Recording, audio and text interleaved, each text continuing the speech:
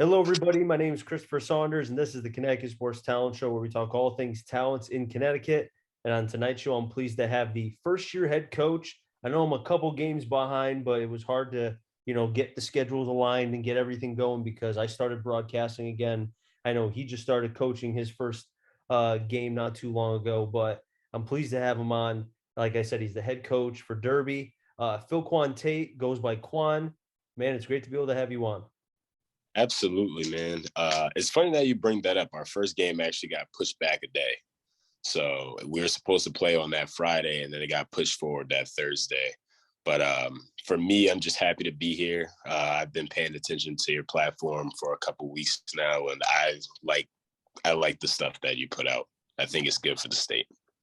I appreciate that. I love being able to promote players and coaches and kind of also to create discussion. I know we've talked about football. I know, and we'll get into, you going to Bloomfield and having obviously well, you guys were for basketball, football, you're still a powerhouse. You're still good in basketball too. But what I'm saying is, during the football cancellation of the season, I had a lot of coaches and players come on to vent, but also have a discussion to talk about it and to not have any sort of judgment of that. And I think having people on here, it's a safe platform. There's no judgment. Yeah, I followed it for Bloomfield because during that year specifically, they had a really good quarterback. And it was a big year in his recruitment, and he didn't really want to sit out. So he ended up going to play football down south. And it was just kind of unfortunate because he wanted to play in Bloomfield, but it's like you can't go against public health, public safety.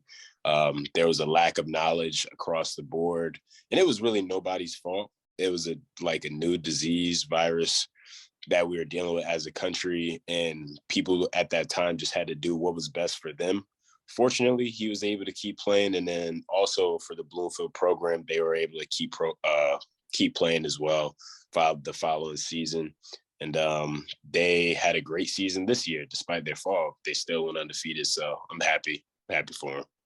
And speaking of Bloomfield, let's kind of get right into. I mean, you were on multiple successful championship. I mean, you played against my former high school, which is now closed at Sacred Heart, and I know we've gone back and forth on that.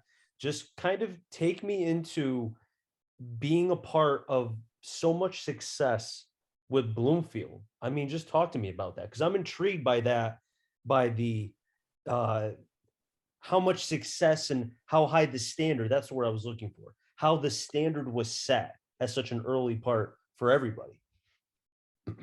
For us, I'll be honest, Bloomfield is a very tight-knit community, number one. And our youth programs probably are the key to everything. So we would have our travel team for basketball, but then we would have our in-house league. Our in-house league would probably have 6 teams per grade. So if you didn't make the travel team, you could still play here.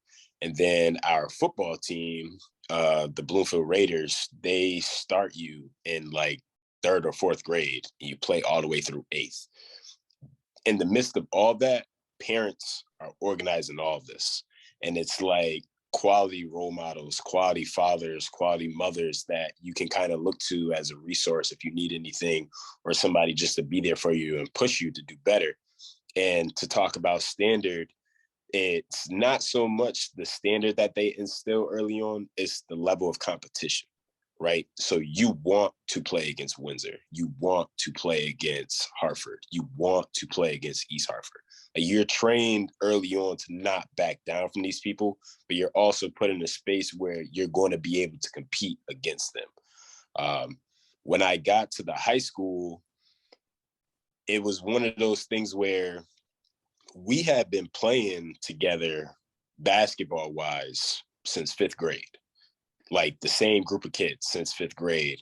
My graduating class in particular, the class of 2010, you have Northwest Catholic right there. You have East Catholic right there. You have the master's school right there. We all stayed. We didn't have anybody transfer out. So we had a level of chemistry for just about 8 years. And we were catered to in that sense. Like, it was important for us to play together all year round as well. My coach, Gary Barcher, he did a great job of keeping us active and playing together all year. He would put us in the Pope Park summer league and also their fall league. And then he would put us in the master school spring league over here. And it's like, you were able to play AU as an individual, but at the same token, you would always have 1 or 2 games with your team because you can't practice. All you can do is play together. And one thing that I always admired about him is that when we would play in these fall leagues and summer leagues and things like that, we would coach ourselves. He would be sitting in the stands, and then the players would make the substitutions. The players would make the lineups that close the game, the lineups that start the game. And from there on, when the basketball season comes, you already have like a defined role, what you're going to be, how the team is going to utilize you, but also too, just understanding yourself as a player, but then understanding the team as well. In terms of the success, I would honestly say it's from the leadership of the seniors. Because like with the basketball program in particular, the year we won our first championship, my sophomore year, our captains was Marcus Cooper, who is now an NFL player.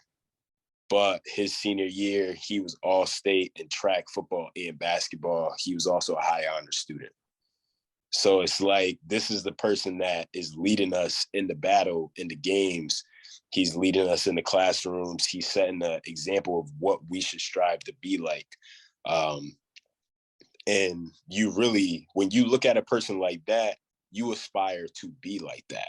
And I remember for me in particular, we would have depth charts for like your roles on the team. Like if you're going to be a small forward, who are you behind, who's ahead of you by class and things like that. And for me, he was the only person that was in front of me when I was a sophomore. But it's like, it didn't bother me because I got to learn from him. I would see him in practice. He would go to the weight room before school, sit in class all day, go to practice, stay after with teachers. Then he would stay after again, like put up shots, and I'm rebounding for this dude. And he would always just like allow me to pick his brain and talk to him. And for me personally, I just admired like his work ethic, the time he really put into this. There was other players like Harold Blanchard, who was a soccer player for Bloomfield, who was also like a 3.5 GPA student, a brilliant, just like student athlete. And when you have leadership like that, that's what you kind of want to be like. And that's what all of the coaches across the board promoted. It was never just about like winning. They would always say winning came with the work. They would always entice us to work hard, whether it was academically or anything with physical aspects that we would have to do. But that is where it was really instilled. I want to say it was the leadership component, because that was us as sophomores. That team was actually 10-10. You can make the case from a talent standpoint that that team was the worst, because my junior year and my senior year, we went 27-3 both years. In both of those years, we only lost to 2 teams. So it was like moving forward when we were juniors, now that was our time where we shift from coming off the bench to being like full-time starters and things like that. But for us too, when we would be in practice, our practices were like wars, like battles for 2 hours straight. And it's one of those things where, to put in context, my senior year, our roster was made up of 14 seniors and 1 sophomore. And that was the roster. And it's like, our coach, fortunately for him, he was able to play 10, 12 guys a game. But in practice, you're still trying to go from playing like 12 minutes to 14 minutes, or like from 14 minutes to 20 minutes. You're constantly challenging each other. And we had the mindset that if we're the best team in the state, if we can score on each other, then we can score on anybody. If we could stop each other, then we can stop anybody. We never really saw like any other team to stand in our way for us personally. And that was just kind of our mentality. It wasn't like a level of cockiness or arrogance. It's just the fact that we recognized how much work we put in over the last 8 years of our lives to get to this point. And not many people can say that. And the thing about us that I admire too is that you didn't have kids transferring schools when things weren't going well or looking for a better opportunity. We wanted to represent Bloomfield every single day. We wanted to have like a parade in our name. We wanted to like represent our town. We wanted our parents, our mothers and fathers to be proud of like the men that they were raising. And again, that was the attitude across the board. And there was a level of accountability with us as a team that we could hold each other accountable. Like we had 3 captains my senior year. It was myself, Denzel Jones, and Shamari Cowan. And you had 3 different types of leaders. Like you had Denzel, who was like a workhorse. He would lead by example more often than not. Shamari was like a self-starter. And then you had me, who was kind of like the emotional tone to the team. And it was like you had people amongst the 3 of us. If something is going wrong, players could come to me and ask like, hey, like, what can we do better as a team? Or what are we like, where's the deficit at that we need to improve? And for me, I've always been a very honest and upfront person with how I deliver messages and get my point across to people, how I articulate information. And you could put it in a way so it's not coming off as like demeaning or belittling your teammate. You're actually encouraging them to do better because you know they can do better. And when you can talk to them like that, the possibilities are unlimited. When players can coach themselves and they can act as an extension of their coach because they know what their coach expects, then you're on to something. And again, for 3 years straight, we went to just championship. And it's like my senior year, we lost in the state finals, which still stings to this day, but we won the CCC title, which Bloomfield hadn't done since like 2001, I think. And on that run, we beat Berlin, we beat East Catholic, we beat Windsor, and then we beat Northwest Catholic in the final. 4 straight games. And then from that, we went straight into the title, to our title run, and we went straight to the championship. For us, it was just a level of competition is what we really wanted. Like, we didn't want to play against like lower seeds. We wanted to play against the best all the time because that was the only real measuring stick that we could have. And one of those teams that you played against was Sacred Heart at Mohegan, and I was at that game, and that was, I still bring that up to this day when I talk to people or when I'm broadcasting that. I felt like I was watching an NBA game because it was just men, big giant men. And I look at the game now, and maybe it's because I'm older, so I have a different viewpoint, but I feel like the game is not to that level, and maybe it's for whatever reason, but I don't see the correlation anymore because, like I said, back then, bigger players. Now I feel like the game is getting smaller. Maybe it's just me. Um, that's an interesting point because again, with my senior year, our starting 5, Shamari is about 5'11". Myself, I'm 6'4". Rashad Moore, he was 6'3". Denzel Jones is 6'5", and then we had Stanley Ferguson, who was 6'6". So that was our starting 5, and then we were bringing people off the bench with the same size. With Sacred Heart, I believe Josh Turner was like a 6'4" wing, 6'5" wing with legit guard skills where he could break players down, get to the rim at will. Corey Andrews was also about 6'5", 6'6". And again, for us, like, that's who we wanted. And when you play in the CCC, you don't play against schools from Waterbury. You might see them in a tournament or like you might see them in a showcase, but you don't actually get a chance to go head to head with them. I definitely would agree that the size component is not there so much anymore. I am not entirely sure why that is, but for me, when I do have taller players today, I coach them to be basketball players. Like, there's aspects of winning games where if you can post a player up, you will run post up plays. but I often think about what are they going to be as a senior, or what are they going to be as like a freshman or sophomore in college. A lot of times when I look at players, I think about their longevity and like what are their prospects to be? Because again, you have some kids that come in as freshmen that are 6'3", so they're the tallest kid on the court. You just post them up the whole time, but then by the time they're a senior in high school, they're only 6'4". And now they didn't learn any guard skills at all, and they can't really play anywhere because they're just an undersized big man. So that's something that I'm pretty cognizant now when I coach players and when I handle like player development, either with my team at Derby or programs that I work with in the summer. I try to make sure that the athletes that I work with are as well-rounded as possible. See, that's smart that, and I think a lot of coaches do that to a certain degree, and maybe some don't. And I haven't met any that don't, but I feel like a lot of coaches do exactly what you said, where they try to see 3 to 4 years, like they try to predict to a certain degree, this is what the player could be, but if X or Y doesn't happen, I need to make sure that he or she is as prepared as possible. They have enough tools in their toolbox, like you said. If you have a player that comes in is 6 foot, and then by the time he's a senior, he's 6'6", 6'8".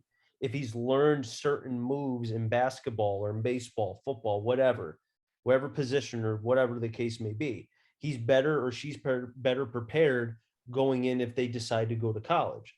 In terms of basketball, I know you and I talked about Klingen, from Bristol Central, okay, and we, what he was as a freshman really didn't have much of a shot, but now as he's progressed, we're Yeah. starting to really see how he went from a kid who was just big and could just, all right, give me the ball because I'm just taller than everybody. I can just, give me the ball. Okay, doesn't even have to jump. Could just go like that, like in Yeah. volleyball.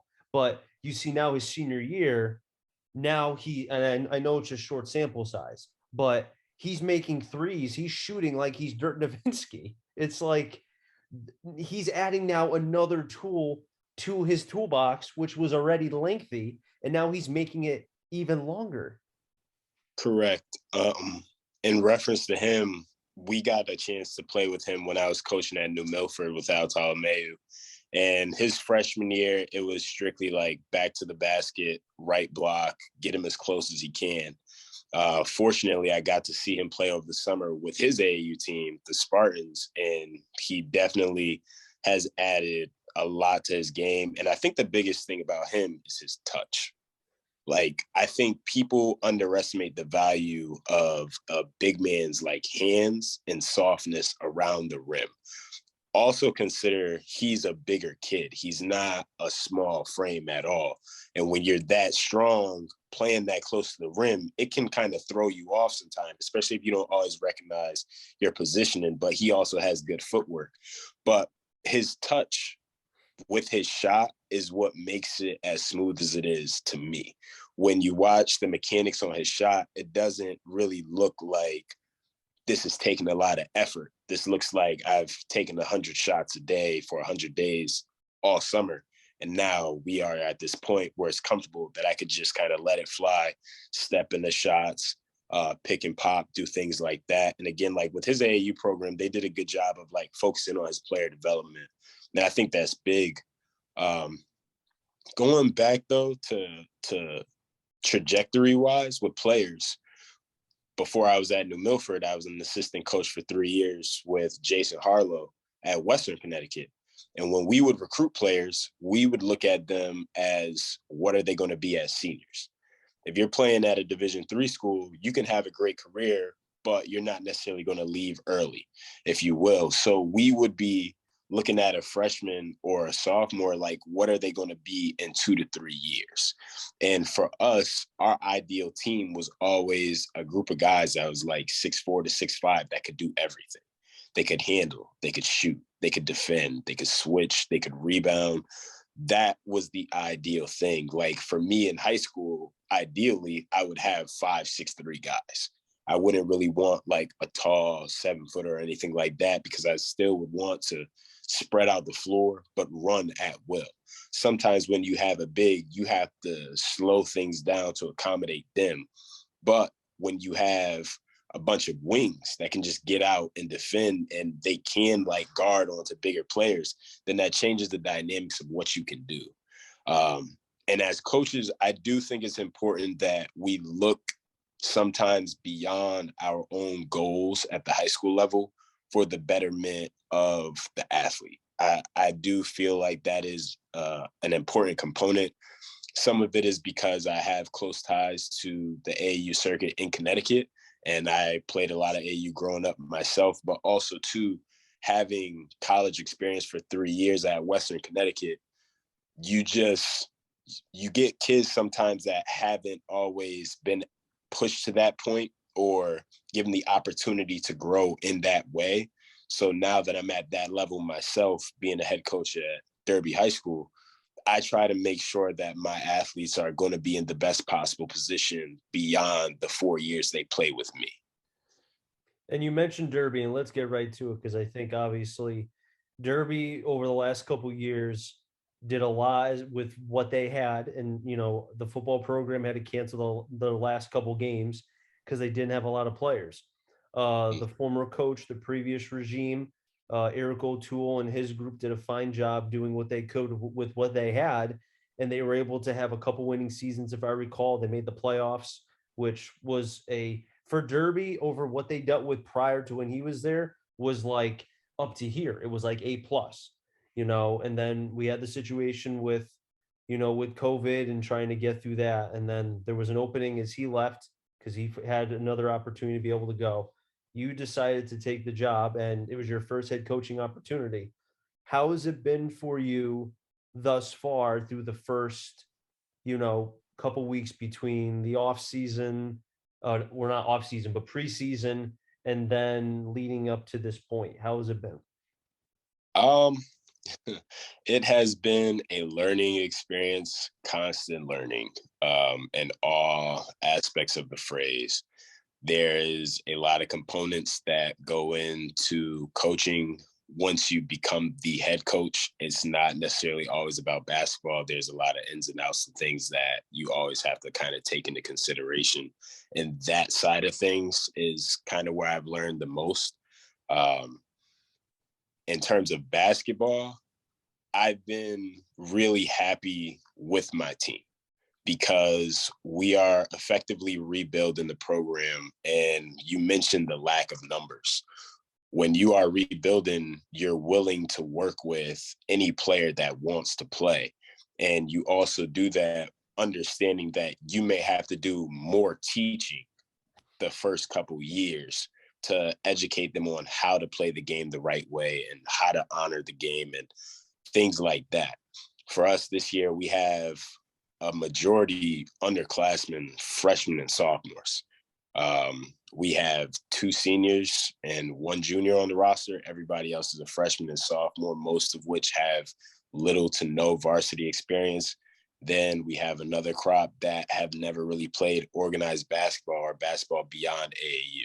So for us right now, we are just kind of trying to put in a solid foundation, in an infrastructure that we can build on. For us, myself and Coach Swerve, my assistant, we try, no, not even try, we do ensure that all of our practices are A1 all the time. I strongly believe that the more prepared your team is, the better off they will be. It may not always come down to skill. It may not always come down to talent. A lot of times it comes to being prepared. So for me, I do my due diligence with scouting and also with like different metrics that I use. And I instill that knowledge in the players. And for the most part, the players, it's different because a lot of people value the eye test, where again, like I use metrics a lot. I use metrics in film to break different things down, track different numbers, because that's just something that I believe in. Numbers don't lie. When you track turnovers, efficiency ratings, PER, different things like that, it shows the athletes different ways to look at basketball. And even when you talk about like player efficiency, I always will reference like Kevin Durant. Kevin Durant can score 40 points on 20 shots. and it's about like making baskets. We were doing a shooting drill not too long ago, and it was there were 9 kids in each line, and the goal was only to make 18, and then you move on to the next spot. So they're getting gassed going through this drill, and I'm talking to our manager, the team manager on the side, and he's like, "Coach, they're pretty tired. Like, should we stop?" And I was like, "No." He was like, "Why do you think they're tired?" And I was like, "Because they're not shooting efficiently. If they were shooting efficiently, Mhm. each player would only be responsible for 2 made baskets. But now, because we were not in condition at the beginning of the season, players' legs are not under them, so they're not able to shoot efficiently. So now, instead of just taking and making 2 shots, it's taking 5 and 6 shots to make from each spot. So they're exerting that much more energy. That correlates to a game. When you think about a player that needs to take 30 to 40 shots on offense to score 20 or 30 points, how much effort is he actually going to be able to play on defense if he's exerting that much energy on offense? And that's one thing that I try to really instill with my players. And again, for me, I think one of my best assets as a coach is my extreme level of patience and the willingness to like be patient with my athletes as they learn how I operate, but also understand we are doing all these things for a reason. I know it's going to take time, but again, their receptiveness and their willingness to learn is the bigger picture here. For me, I had actually applied for the job because they didn't have an athletic director either. I had applied for the job in August, but I didn't get put in position until the end of October.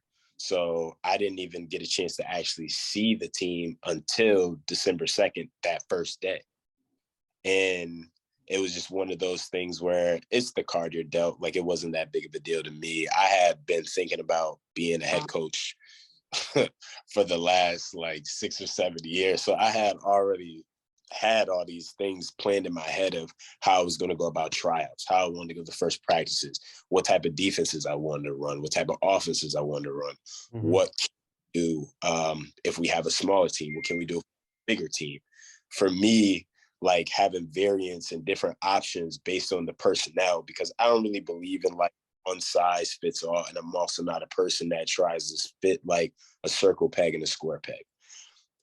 I literally will take what we have and do the best that I can with that group. And I feel like that's what we're working towards. So, You know what's interesting is like as I'm listening to you talk about the analytical side and kind of going about you mentioned PPR and just everything else. It I don't know any other coach that is doing that within the NVL.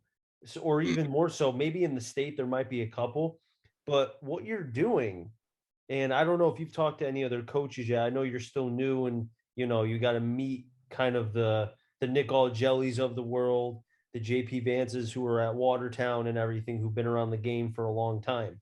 Um, I feel like you could be kind of the new generation because there's a lot of older coaches who have done things a certain way.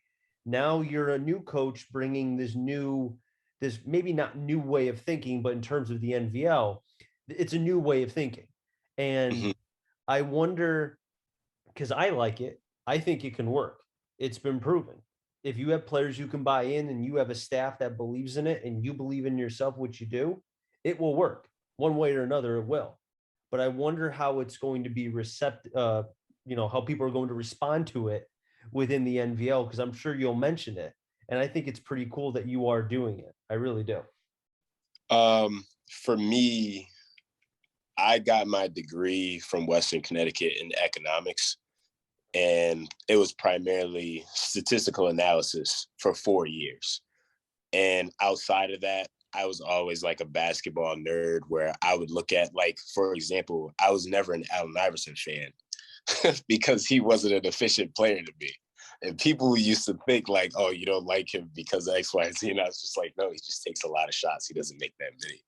Um, but when I was leaving Western Connecticut as an assistant and going over to New Milford, Coach Ptolemy, when we were going through our interview process, he was asking me what are some of the different things that I could bring to the table as his assistant. And I told him innovation. And he was like, well, what do you mean by that? And I was like, we can look beyond X's and O's to run a good offense. And again, he's like, well, what do you mean by that? And I was like, well, we'll keep track of everything. And we'll keep track of shots made from certain spots in practice, not just in games, in practice. And we'll keep track of the shots that players practice. So now we can run our offense dedicated to getting the players in these said spots. And then we'll show the players like what their percentages like coming off of screens on the right side versus coming off of screens on the left side. What's your percentage coming off of a pin down versus a flare? Different things like that. And again, the players have to be receptive to the information presented to them, and it has to make sense. So the way you articulate the information is more important than the actual data. Because I could come to you with a bunch of charts and things, but you don't know what you're looking at. But if I say, okay, like this is your shot percentage by the quarter, by the side of the court, by the passer, you can break it down as much as you want. But again, the goal in doing all this is to be as effective as possible. So you're not just going to present like any information that doesn't necessarily matter, but you want to fixate on the things that are going to make your team successful. And a lot of times at New Milford, I would keep track of the stats by myself, by hand. So we had them going into halftime, and then I could break them down in the 2 or 3 minutes that I need, bring them into Coach Al, show him, all right, we're getting out rebounded here. Or like we have 12 turnovers. They've converted on 10 of them. On the 10 conversions, there was 6 twos, and then there were 3 threes, and then there were 2 free throws made. That totals out to 30 points. That's the swing. So it's like for us, again, it's just being conscious of all those things. And also, too, I'm big on making adjustments and paying attention to the game, which is why like having a strong team around you is so important, because I see it now more so as a head coach. You're watching the game. You may not necessarily see everything that's going on the court. When I was an assistant to Coach Ptolemy, I made sure to look for things that I know he didn't necessarily pick up on, but things he wanted to know about. With myself and Coach Swerve, we have a great working relationship because he's a head coach for the baseball team. So he offers a different perspective and things that he looks at that I don't necessarily see, but we both have the same ideology when we come together. And again, I'm not sure how receptive other coaches would be to analytics. I would love to sit and talk and introduce them to the concept, because it doesn't matter if you've been coaching for 30 years or 3 months, like you can always take in different information.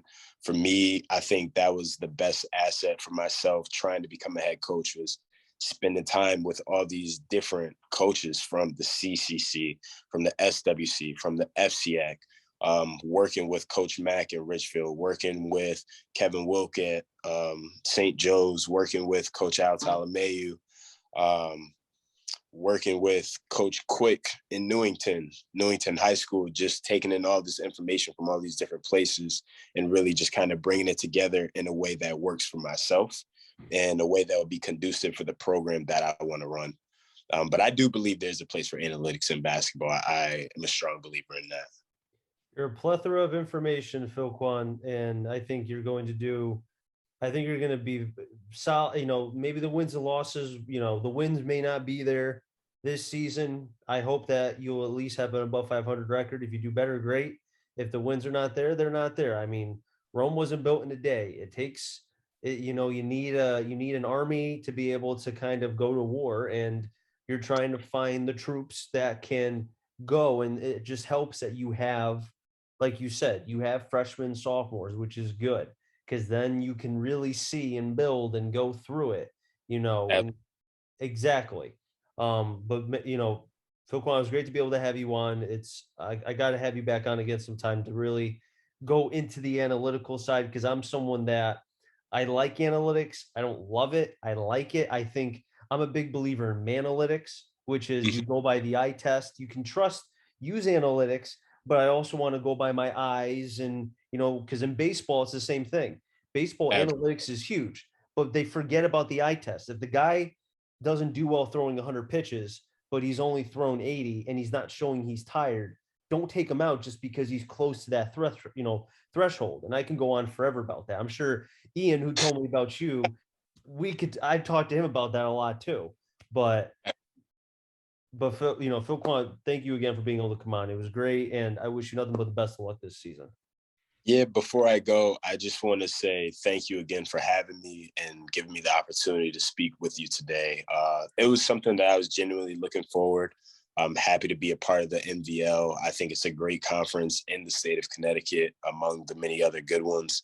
And for myself, I plan to be at Derby for the long haul. It's a great community, great administration, a great athletic director, and a great student body. So I look forward to working with you in the future, and I hope you continue the great work yourself. I appreciate that.